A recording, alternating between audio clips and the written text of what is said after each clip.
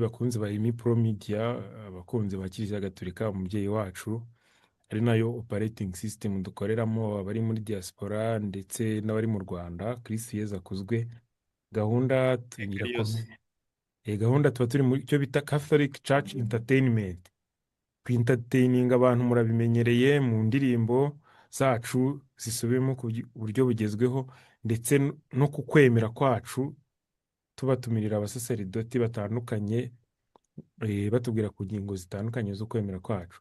Nkunda kuvuga ko Kiliziya ari umubyeyi wacu, ari nayo operating system dukoreramo, ariko abantu benshi bakambwira bati ubundi Kiliziya ni iki ko ntabwo tuyumva neza.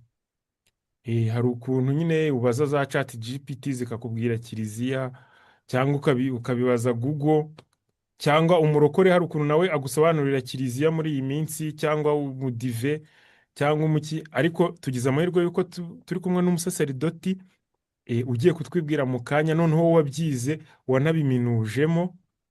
Reka tumuhe umwanya adusuhuze, atwibwire, adushyire n'imbere y'Imana. Padi, umwanya ni uwawe. Murakoze cyane Emi Pro Media. Ndabashimiye kuntumira kugira ngo tuganire umubyeyi wacu Kiliziya. Nkaba nshuje n'abantu bose bakurikira Emi Pro Media ndetse n'abakristo bose muri rusange, ndetse cyane cyane abagatolika. Ndabashuje rero. Sinzi niba wifuza ko mbanza kwivuga cyangwa mbanza gusenga. Tubanze dusenge, nibyo byiza. Tubanze dusenge. Ku izina ry'Imana Data na Mwana na Roho Mutagatifu. Amina. Nyagasani Imana yacu, tugushimiye yuko uri Imana. Tugushimiye yuko wimenyekanishije mu bantu ukohereza umwana wa Yezu Kristu, akaza akatwigisha, yajya kugenda kandi akadusigira Kiliziya kugira ngo dukomeze tuyikuriremo, tuyibemwo, kandi izatugeze mu ijuru. Nyagasani rero, duhe kuyimenya, duhe kuyikunda, ndetse no kuyibamo nk'uko batubanjirije bagiye bayibamo bakagerageza kwitagatifuza, natwe twitagatifuze kugira ngo tuzagere mu ijuru. Kandi nitunagenda, abo tuzayisigira nabo bazayikunde kugira ngo nabo izabafashe, nabo bazayihe abandi uko ibihe bigenda bikurikirana. Duha umugisha wawe rero, utwigisha ibyo tuvuga, ubihe umugisha, ndetse uhe umugisha n'abazabyumva bose. Wubaho ugategeka iteka ryose. Amina. Amina. Ku izina ry'Imana Data na Mwana na Roho Mutagatifu. Amina. Njye rero nitwa Padiri Abudoni Rwandekwe. Sinzi niba iryo zina Abudoni ujya uryumva cyane. Abantu bajya bambwira ati amazina yawe yombi uko ari abiri ntabwo amenyerewe cyane. Ntabwo Rwandekwe harimo ibintu by'ikinyarwanda cyane kizimije.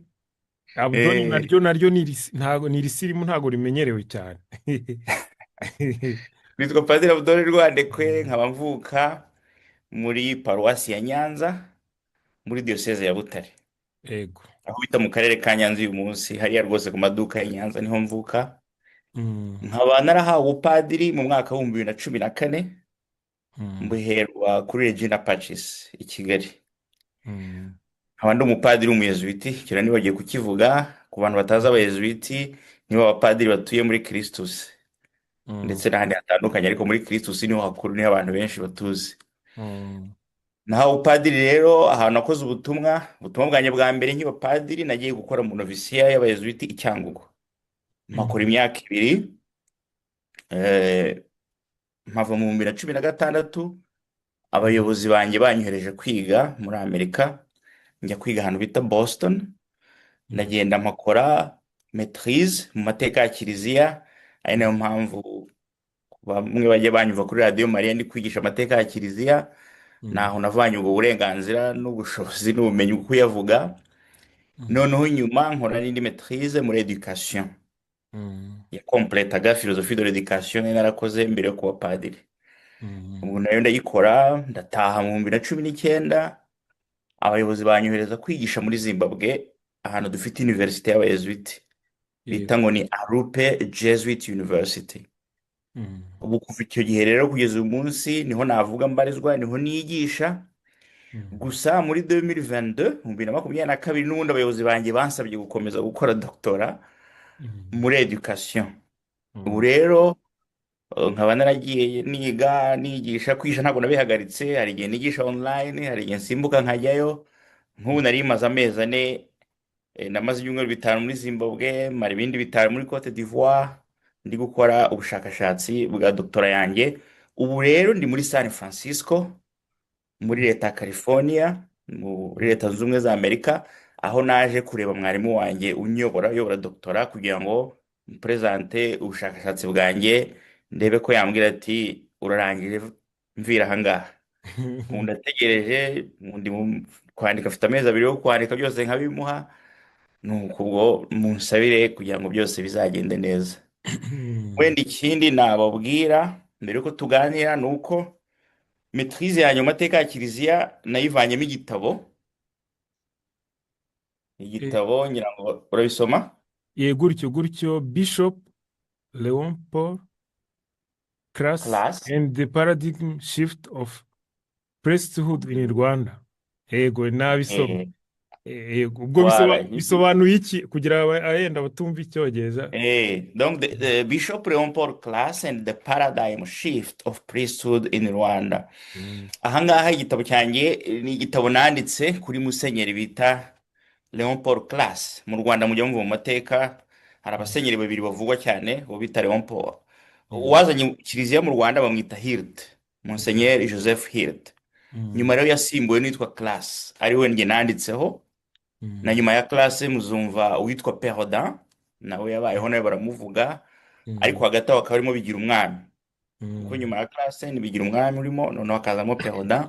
No nyuma yaho tugatangira kubona uh, oya, harimo n'undi bita Laurent de Primoz, pardon. Donc, nyuma ya Class harimo Laurent de Primoz, and then hakabamo Bigira Umwami, noneho hakazamo na Perrodin. Ariko umuntu akavuga ko abasenyeri babiri wavuga bubatse Kiliziya y'u Rwanda uko tuyizi uku, uwa mbere ni Class, mm, uwa kabiri ni Perrodin.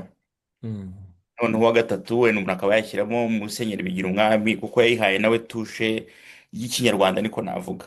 mm, Iyi rero muri maîtrise yanjye navuze nti okay, reka mpere ku wa mbere, wenda abandi nzabagereho nyuma, ariko birangira ntagiye muri doctora mu mateka. Nigeze kubyifuza ariko abayobozi banyumvisha ko education ari ikenewe.